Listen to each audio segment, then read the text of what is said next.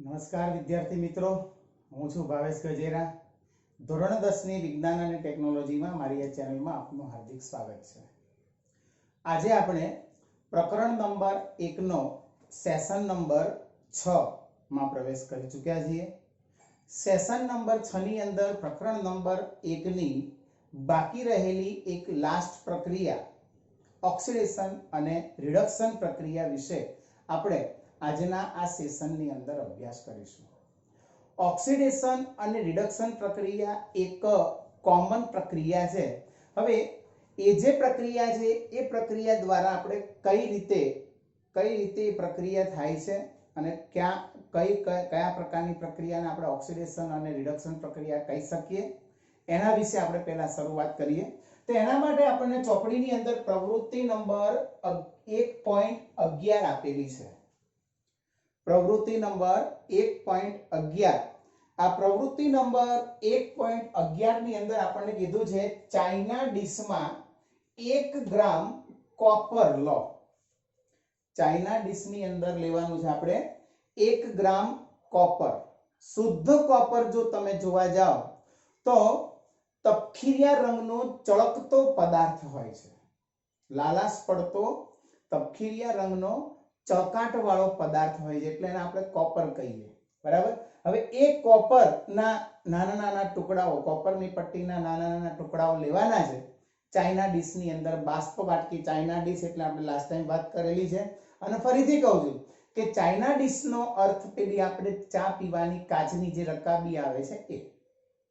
બરાબર. તો એ ચાઇના ડીશની અંદર કોપર મૂકીને પછી એ ચાઇના ડીશને બર્નર ઉપર ગરમ કરવાનું અને અવલોકન કરવાનું કે કયા પ્રકારના ફેરફારો થાય છે. કોપરને ચાઇના ડીશમાં ગરમ કરવાથી કયા પ્રકારના ફેરફારો થાય છે એ ફેરફારોનું અવલોકન કરવાનું છે. તો ફેરફારોનું અવલોકન શું જોવા મળે છે? તો અવલોકન છે કે કોપરને ગરમ કરતા જે લાલાશ પડતો તપખીરિયા રંગનો જે ચળકતો પદાર્થ હતો કોપર, એ શેમાં ફેરવાઈ જાય છે? કાળા રંગમાં ફેરવાઈ જાય છે. એટલે લાલાશ પડતો તપખીરિયો રંગ કાળા રંગમાં રૂપાંતરિત થાય છે. એ કાળો રંગ શેનો છે? તો કાળો રંગ છે કોપર ઓક્સાઇડનો. એટલે કોપરને ચાઇના ડીશમાં ગરમ કરતા કોપર ઓક્સાઇડ બને છે. અહીંયા આપણે એક પ્રક્રિયા જેવું લખ્યું છે, Cu solid plus O2 gas gives 2CuO. ટૂંકમાં કોપરની ઓક્સિજન સાથેની પ્રક્રિયાથી આપણને અહીંયા બને છે કોપર ઓક્સાઇડ. બરાબર. હવે એક બીજી સાદી પ્રક્રિયા કીધી છે કે એ જ કોપર ઓક્સાઇડ ગરમ કરીને અને એના પરથી ગરમ કરેલા એ કોપર ઓક્સાઇડ પરથી હાઇડ્રોજન વાયુ પસાર કરવામાં આવે તો જે કાળા રંગનો જે કોપર ઓક્સાઇડ છે, કાળા રંગનો કોપર ઓક્સાઇડ લાલાશ પડતા તપખીરિયા રંગમાં ફેરવાઈ જાય છે. લાલાશ પડતા તપખીરિયા રંગમાં ફેરવાઈ જાય છે. એ લાલાશ પડતો તપખીરિયો રંગ એટલે શું બતાવે છે? કોપર. ટૂંકમાં અહીંયા કોપરની અંદર શું ઉમેરાયું? ઓક્સિજન. અને શું બન્યો? Copper oxide. એટલે પ્રક્રિયાને આપણે કહીએ છીએ ઓક્સિડેશન પ્રક્રિયા. બીજું, કોપર ઓક્સાઇડ ગરમ કરેલા કોપર ઓક્સાઇડ પરથી હાઇડ્રોજન વાયુ પસાર કરતા કોપર મળે છે. મતલબ કે કોપર ઓક્સાઇડમાંથી કોપર છૂટું પડે છે, એટલે કે ઓક્સિજન દૂર થાય છે. એટલે એ પ્રક્રિયાને આપણે કહીએ છીએ રિડક્શન પ્રક્રિયા. ટૂંકમાં મિત્રો આપણે એવું કહીશું કે રાસાયણિક પ્રક્રિયા દરમિયાન અહીંયા કોપરમાં ઓક્સિજન ઉમેરાયો એટલે આપણે એને કીધું ઓક્સિડેશન, અને કોપરમાંથી ઓક્સિજન દૂર થયો એટલે એને આપણે કહ્યું રિડક્શન. બરાબર. તો અહીંયા આપણો પ્રશ્ન છે કે ઓક્સિડેશન અને રિડક્શન પ્રક્રિયાઓ ઉદાહરણ દ્વારા સમજાવો. સમજાવવામાં કશું હોતું નથી, વ્યાખ્યા જ હોય છે. બરાબર. અને આપણે ઉદાહરણ લખીએ છીએ. ઉદાહરણમાં આપણે લખીએ છીએ માત્ર સમીકરણ જે રાસાયણિક પ્રક્રિયા દરમિયાન પદાર્થ ઓક્સિજન મેળવે અથવા હાઇડ્રોજન ગુમાવે, જે રાસાયણિક પ્રક્રિયા દરમિયાન પદાર્થ ઓક્સિજન મેળવે અથવા હાઇડ્રોજન ગુમાવે તે રાસાયણિક પ્રક્રિયાને ઓક્સિડેશન પ્રક્રિયા કહે છે. મિત્રો વ્યાખ્યા ફરીથી એક વખત આપણે રિવાઇઝ કરી લઈએ. જે રાસાયણિક પ્રક્રિયા દરમિયાન પદાર્થ અથવા પ્રક્રિયક ઓક્સિજન મેળવે અથવા હાઇડ્રોજન ગુમાવે તો તે રાસાયણિક પ્રક્રિયાને કહેવાય ઓક્સિડેશન પ્રક્રિયા. તો અહીંયા આપણે સમીકરણો લખ્યા છે. કાર્બનની ઓક્સિજન સાથે પ્રક્રિયા થાય એટલે શું બને? Carbon dioxide. એટલે અહીંયા આપણે આવું કહી શકીએ કે કાર્બનમાં ઓક્સિજનનો શું થયો? ઉમેરો. Magnesium plus oxygen, magnesium oxide. મેગ્નેશિયમમાં ઓક્સિજનનો શું થયો? ઉમેરો. Copper plus oxygen, copper oxide. કોપરમાં ઓક્સિજનનો શું થયો? ઉમેરો. તો આનો અર્થ આપણે એવો કહીશું કે આ જે પ્રક્રિયાઓ છે એ પ્રક્રિયા દરમિયાન કાર્બન, મેગ્નેશિયમ અને કોપરનું ઓક્સિડેશન થાય છે. કાર્બન, મેગ્નેશિયમ અને કોપરનું ઓક્સિડેશન થાય છે. રાસાયણિક પ્રક્રિયા દરમિયાન પદાર્થ ઓક્સિજન મેળવે અથવા હાઇડ્રોજન ગુમાવે. મિત્રો યાદ રાખજો, ઓક્સિડેશન અને રિડક્શન પ્રક્રિયામાં કોઈ એક પ્રક્રિયકનું પર્ટિક્યુલર ઓક્સિડેશન અથવા રિડક્શન થતું હોય. અહીંયા આપણે આ પ્રક્રિયા દરમિયાન કાર્બન, મેગ્નેશિયમ અને કોપરનું ઓક્સિડેશન થાય છે. બીજું, જે રાસાયણિક પ્રક્રિયા દરમિયાન પદાર્થ ઓક્સિજન ગુમાવે અથવા હાઇડ્રોજન મેળવે તો એ રાસાયણિક પ્રક્રિયાને કહેવાય રિડક્શન પ્રક્રિયા. જે રાસાયણિક પ્રક્રિયા દરમિયાન પદાર્થ ઓક્સિજન ગુમાવે અથવા હાઇડ્રોજન મેળવે તો એ રાસાયણિક પ્રક્રિયાને કહેવાય રિડક્શન પ્રક્રિયા. દાખલા તરીકે કોપર ઓક્સાઇડની હાઇડ્રોજન સાથે પ્રક્રિયા થાય એટલે શું બને? તો કે કોપર અને H2O, મતલબ કોપર ઓક્સાઇડમાંથી ઓક્સિજન દૂર થાય છે. કાર્બન ડાયોક્સાઇડની હાઇડ્રોજન સાથે પ્રક્રિયા થાય એટલે શું બને? કાર્બન મોનોક્સાઇડ અને પાણી બને. બરાબર. અહીંયા કાર્બન ડાયોક્સાઇડમાં ઓક્સિજનના કેટલા છે? 2. મોનોક્સાઇડમાં ઓક્સિજનનો કેટલો છે? 1. મતલબ શું થયો કે આમાંથી એક ઓક્સિજન દૂર થયો. મેગ્નેશિયમ ઓક્સાઇડ હાઇડ્રોજન સાથે પ્રક્રિયા કરે શું બનાવે? મેગ્નેશિયમ અને પાણી. આનો અર્થ મેગ્નેશિયમ ઓક્સાઇડમાંથી ઓક્સિજન દૂર થાય છે. તો આ પ્રક્રિયા દરમિયાન કોપર ઓક્સાઇડ, કાર્બન ડાયોક્સાઇડ અને મેગ્નેશિયમ ઓક્સાઇડનું રિડક્શન થાય છે. પ્રક્રિયા દરમિયાન કોપર ઓક્સાઇડ, કાર્બન ડાયોક્સાઇડ અને મેગ્નેશિયમ ઓક્સાઇડનું રિડક્શન થાય છે.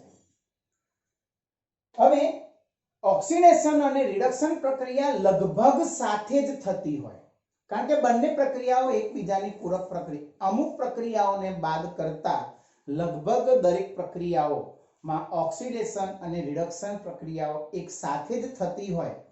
તો જ્યારે રાસાયણિક પ્રક્રિયા દરમિયાન 2 પ્રક્રિયકો હોય કે 3 પ્રક્રિયકો હોય, એમાં કોઈ એક પ્રક્રિયકનું ઓક્સિડેશન થતું હોય સામે બીજા પ્રક્રિયકનું રિડક્શન થતું હોય તો એ પ્રક્રિયાને કહેવાય રેડઓક્સ પ્રક્રિયા. રિડક્શનનો રેડ, ઓક્સિડેશનનો ઓક્સ, રેડઓક્સ પ્રક્રિયા. ટૂંકમાં આપણે એવું કહીશું, રિડક્શન અને ઓક્સિડેશન પ્રક્રિયા એક સાથે થતી હોય. તો વ્યાખ્યા અહીંયા લખી છે આપણે. જે રાસાયણિક પ્રક્રિયા દરમિયાન એક પ્રક્રિયકનું ઓક્સિડેશન થાય અને અન્ય પ્રક્રિયકનું રિડક્શન થાય તે પ્રક્રિયાને રેડઓક્સ પ્રક્રિયા કહે છે. ઉદાહરણ લખ્યા છે અહીંયા. CuO, આ ઉપરના જે ઉદાહરણ છે એ જ છે. જુઓ, CuO plus H2 gives Cu plus H2O.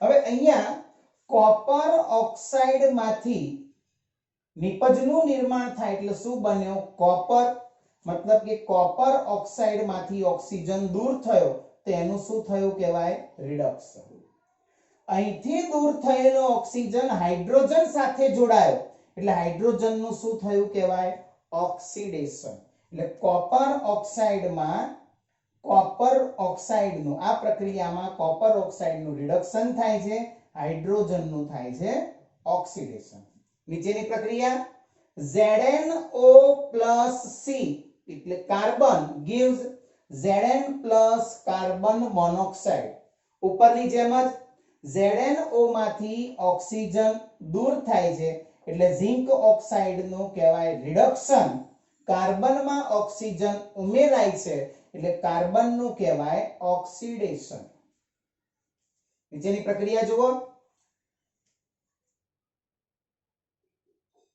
આ પ્રક્રિયા દરમિયાન અહીંયા મેગ્નેશિયમ ઓક્સાઇડની હાઇડ્રોજન ક્લોરાઇડ સાથે રાસાયણિક પ્રક્રિયા થાય છે તો મેગ્નેશિયમ ઓક્સાઇડ માંથી શું બને છે તો કે મેગ્નેશિયમ ક્લોરાઇડ તો આ મેગ્નેશિયમ ઓક્સાઇડ માંથી ઓક્સિજન દૂર થયો એટલે એ પ્રક્રિયાને આપણે શું કહીશું રિડક્શન પ્રક્રિયા HCl માંથી શું બન્યું તો કે Cl2 HCl માંથી શું બન્યું Cl2 અને બીજું શું બન્યું H2O એટલે હાઇડ્રોજનમાં ઓક્સિજન ઉમેરાયો ક્લોરીન બન્યું એટલે હાઇડ્રોજન દૂર થયો એટલે બંને રીતે હાઇડ્રોજન ક્લોરાઇડ નું એટલે હાઇડ્રોક્લોરિક એસિડ નું શું થયું કહેવાય ઓક્સિડેશન થયું કહેવાય બરાબર તો આ પ્રક્રિયા જે છે કઈ છે રેડોક્સ તમે કોઈ પણ ઓક્સિડેશન રિડક્શન ની પ્રક્રિયા લેશો તો પ્રત્યેક ઓક્સિડેશન રિડક્શન ની પ્રક્રિયા જે હશે એ પ્રક્રિયા હંમેશા સાથે જ થતી હશે એટલા માટે આપણે એને પ્રક્રિયાને કહીએ રેડોક્સ પ્રક્રિયા રાસાયણિક પ્રક્રિયા દરમિયાન એક પ્રક્રિયકનું ઓક્સિડેશન થતું હોય અને અન્ય પ્રક્રિયકનું રિડક્શન થતું હોય તો એ પ્રક્રિયાને કહેવાય રેડોક્સ પ્રક્રિયા શું કહેવામાં આવે એને રેડોક્સ પ્રક્રિયા તરીકે એને ઓળખવામાં આવે છે બરાબર આ ઉદાહરણ છે ઉદાહરણની અંદર જે ઉદાહરણ લખીને આપ્યા છે એ ઉદાહરણ તમારે ધ્યાનમાં રાખવાનું એટલા માટે કે 1 માર્ક્સના પ્રશ્ન તરીકે પ્રશ્ન પૂછાય આવું એક આખું સમીકરણ લખીને આપ્યું હોય અને એમાં તમને પૂછ્યું હોય કે ઉપરોક્ત સમીકરણમાં કયા પદાર્થનું ઓક્સિડેશન થાય છે અને કયા પદાર્થનું રિડક્શન થાય છે ઓક્સિડેશન રિડક્શન પ્રક્રિયાના વ્યવહારુ ઉદાહરણ આપણને બે આપેલા છે એક વ્યવહારુ ઉદાહરણ છે ક્ષારણ અને બીજો વ્યવહારુ ઉદાહરણ છે ખોરાપણ ક્ષારણ એટલે સાદી ભાષામાં આપણે એવું કહીએ કાટ લાગવાની પ્રક્રિયા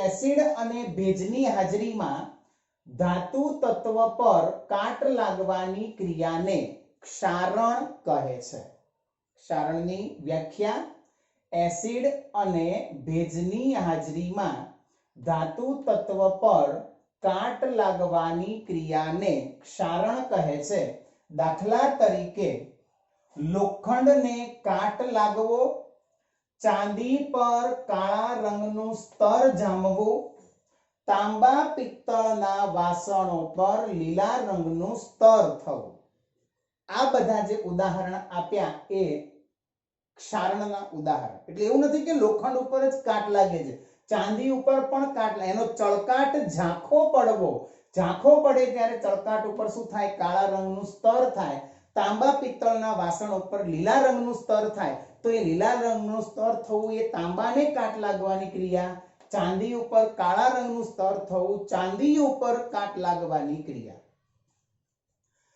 ક્ષારણ એટલે લોખંડ ઉપર ક્ષારણ દરમિયાન લોખંડ પર લાલાશ પડતો કથ્થઈ રંગનો ક્ષાર જામે છે ક્ષારણ પ્રક્રિયામાં લોખંડ ઉપર લાલાશ પડતો કથ્થઈ રંગનો ક્ષાર જામે છે આ લાલાશ પડતો કથ્થઈ રંગનો ક્ષાર એટલે લોખંડ ઉપર લાગેલો કાટ જે આપણે અહીંયા લખ્યું સામાન્ય રીતે જ્યારે ધાતુ ઉપર તેની આસપાસમાં રહેલા એસિડ અને ભેજનો ધાતુની સપાટી ઉપર હુમલો થાય ત્યારે એ ધાતુની સપાટી ખવાઈ જાય છે. આ ખવાઈ જવાની ક્રિયા એટલે જ ક્ષારણ. અહીંયા ખવાઈ જવાની ક્રિયાને નામ આપણે આપ્યું છે ક્ષયન થાય છે. જ્યારે ધાતુ ઉપર તેની આસપાસના પદાર્થો જેવા કે ભેજ, એસિડનો હુમલો થાય ત્યારે ક્ષયન થાય છે. આ પ્રક્રિયાને ક્ષારણ કહે છે. એટલે આ જે ધારો કે આ ઉપરની સપાટી લોખંડની સપાટી છે, હવે એના ઉપર ક્ષાર જામ્યું એટલે આપણે શું કરીએ છીએ? કાચ પેપર લઈને ઘસી કાઢીએ છીએ. કાચ પેપર લઈને ઘસી કાઢીએ એટલે જે ઉપરનું જે પડ હતું એ પડ નીકળી ગયું એટલે નીચેનું પડ ફરી પાછું ઉપર આવ્યું. એ નીચેનું પડ ફરી પાછું ઉપર આવ્યું એટલે એના ઉપર પાછો ફરીથી કાટ લાગે. એટલે ટૂંકમાં કાટ લાગવાના લીધે આ વસ્તુ જે છે કેવી બની જાય? નબળી પડી જાય. એટલે આપણે એ ભાગને અમુક સમયાંતરે શું કરવું પડે? બદલવું પડે. એટલે લોખંડની બનેલી જે કઈ વસ્તુઓ હોય, ખાસ કરીને લોખંડના પુલ, રેલિંગ, જહાજ, કારના ભાગો, આ બધાની અંદર જ્યારે કાટ લાગે એટલે એ ભાગને આપણે શું કરવો પડે? બદલવો પડે. અને મફતમાં તો બદલાતો નથી, એના માટે ખર્ચ કરવો પડે. અને એટલે આર્થિક રીતે કાટ લાગવાની ક્રિયા કેવી કહેવાય? નુકસાનકારક કહેવાય. એટલે કાટ લાગવાની ક્રિયા નુકસાનકારક છે, આર્થિક રીતે નુકસાનકારક. અને એટલા માટે આપણે શું કરવું પડે? તો કે કાટ લાગતો અટકાવવો પડે. કાટ લાગતો અટકાવવો એટલે આપણે શું કરવાનું? તો કે ધાતુની સપાટીનો હવા સાથેનો સંપર્ક અટકાવવામાં આવે. એટલે સપાટીનું ઓક્સિડેશન થાય નહીં. અને એના માટે આપણે શું કરીએ? તો કે એ બંનેની વચ્ચે કોઈ સ્તર લગાવી દઈએ. સ્તર શેનું લગાવવામાં આવે? તો કે લોખંડ ઉપર રંગ લગાવવામાં આવે. એટલે લોખંડની સપાટી અને હવા એ બંને વચ્ચે શું આવી જાય? રંગ આવી જાય. એટલે સંપર્કમાં, ઓક્સિજનના સંપર્કમાં આવે નહીં, એટલે કાટ લાગે નહીં.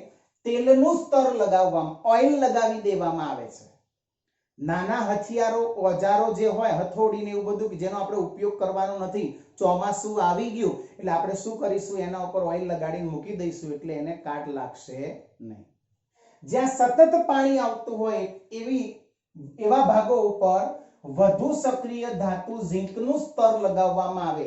એટલે ઓક્સિડેશન થાય, પણ કોનું થાય? ઝિંકનું, લોખંડનું થાય નહીં. પાણીનું વહન કરતી પાઇપ, મકાન ઉપર જે લોખંડના પતરા હોય એ પતરા ઉપર આવું ઝિંકનું સ્તર લગાવેલું હોય. એવા ઝિંકનું સ્તર લગાવેલા લોખંડને કહેવાય ગેલ્વેનાઇઝ્ડ આયન. અને આ પ્રક્રિયાને કહેવાય ગેલ્વેનાઇઝિંગ.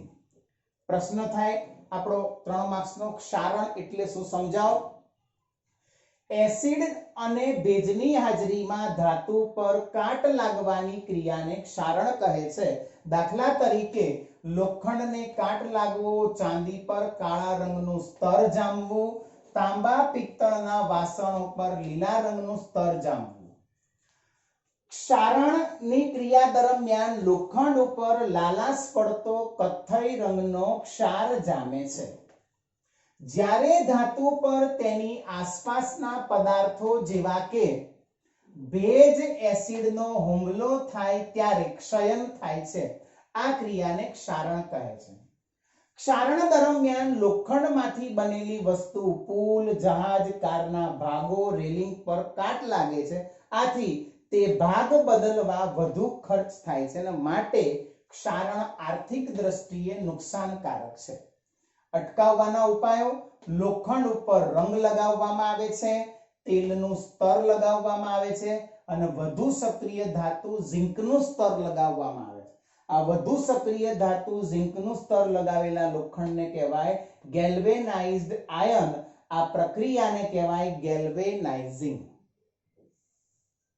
ખોરાપણ: આપણે જ્યારે ફરસાણની દુકાને કે ક્યાંય કોઈ વસ્તુ લેવા જઈએ અને જે ખાસ કરીને તળેલી વસ્તુ હોય તે આપણે એવું ઈચ્છીએ છીએ કે આપણને તાજી મળે.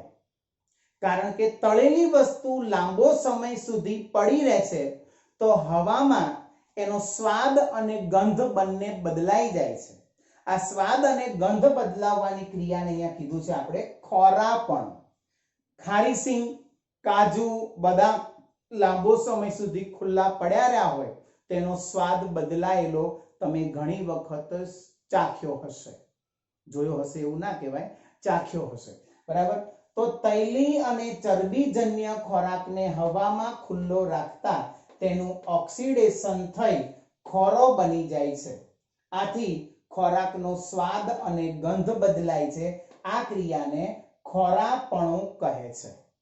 ખોરાપણું થવું મતલબ ખોરાકનો બગાડ થવો। તો એના માટે શું કરવાનું? તો સેમ વસ્તુ જેમ અહીંયા કર્યું એમ, શું લોખંડની સપાટીને હવા વચ્ચે શું મૂકી દીધું? સ્તર। એમ અહીંયા પણ ખોરાક અને હવા ઓક્સિજન ઓક્સિડેશન થતું અટકાવવા માટે ઓક્સિડેશન પ્રક્રિયા અટકાવી શકે તેવા પદાર્થોનો આપણે શું કરીએ? ઉપયોગ। અને એવા પદાર્થોને શું કહેવામાં આવે? એન્ટીઓક્સિડન્ટ કહે છે। એન્ટીઓક્સિડન્ટ તરીકે આપણે શું ઉપાય કરીએ? તો એક તો ખોરાકને હવા ચુસ્ત પાત્રમાં બંધ કરી દેવામાં આવે એટલે એને હવા મળે નહીં। અને બીજું, આપણે ચિપ્સ, વેફર બનાવવાની કંપની, નમકીન બનાવવાની કંપનીઓ જેટલી છે એ બધા નમકીનને તળે છે। તમે બજારમાં નમકીન લેવા જાઓ છો, નમકીનનું પડીકું, સમ્રાટનું કે બાલાજીનું તમે પડીકું માંગો છો એટલે પડીકાની અંદર હવા ભરેલી હશે। એ હવા શું છે? તો કે હવા છે નાઇટ્રોજન વાયુ। નાઇટ્રોજન વાયુ શા માટે? તો કે નાઇટ્રોજન પોતે નિષ્ક્રિય વાયુ હોય છે અને એ હવા સાથેનો ખોરાકનું જે પ્રક્રિયા, ઓક્સિડેશન પ્રક્રિયા છે, એ ઓક્સિડેશન પ્રક્રિયા શું કરે છે? અટકાવે છે। અને એટલા માટે એમાં હવા ભરવામાં આવે છે। 2 માર્ક્સનું નાની ટૂંક નોંધ થાય, ખોરાપણું। તૈલી અથવા ચરબીજન્ય ખોરાકને હવામાં ખુલ્લો રાખતા ખોરાકનું ઓક્સિડેશન થઈ ખોરો બને છે, આથી ખોરાકનો સ્વાદ અને ગંધ બદલાય છે। આ ક્રિયાને ખોરાપણું કહે છે। તૈલી અને ચરબીયુક્ત ખોરાકને ખોરો થતો અટકાવવા માટે ઓક્સિડેશન પ્રક્રિયાનો પ્રતિકાર કરી શકે તેવા પદાર્થો ઉમેરવામાં આવે છે। આ પદાર્થને એન્ટીઓક્સિડન્ટ કહે છે। એન્ટીઓક્સિડન્ટ તરીકે શું કરવામાં આવે? તો કે ખોરાકને હવા ચુસ્ત પાત્રમાં ભરવામાં આવે છે। ચિપ્સ બનાવતી કંપનીઓ પેકિંગમાં નાઇટ્રોજન વાયુ ભરે છે, બરાબર। આ 2 માર્ક્સનો ટૂંકો પ્રશ્ન, ટૂંક નોંધ લખો, ખોરાપણ। મિત્રો, અહીંયા આપણું આ પ્રકરણ નંબર 1 પૂર્ણ થાય છે। બોલો શ્રી કૃષ્ણ કનૈયા લાલ કી જય। જ્યારે આ વિડિયો અપલોડ થશે ત્યારે આ વિડિયોની સાથે પીડીએફ ફાઇલમાં ડુ યોર સેલ્ફના પ્રશ્નો મૂકવામાં આવશે। આ ડુ યોર સેલ્ફના પ્રશ્નો એ તમે દરેક જણા, બરાબર, જાતે લખવાનો પ્રયત્ન કરવો। મેં જે કંઈ બી ચલાવેલું છે એ દરેકે દરેક વસ્તુ ચોપડીમાંથી છે અને પ્રશ્નો પણ ચોપડીમાંથી જ હશે, એટલે જાતે પ્રશ્ન શોધવાનો પ્રયત્ન કરીને આપણે મેક્સિમમ આપણે જે ગુણ મેળવી શકાય એ પ્રકારનો પ્રયત્ન કરવો, બરાબર। નવો વિડિયો અપલોડ થાય ત્યાં સુધી સૌને જય શ્રી કૃષ્ણ।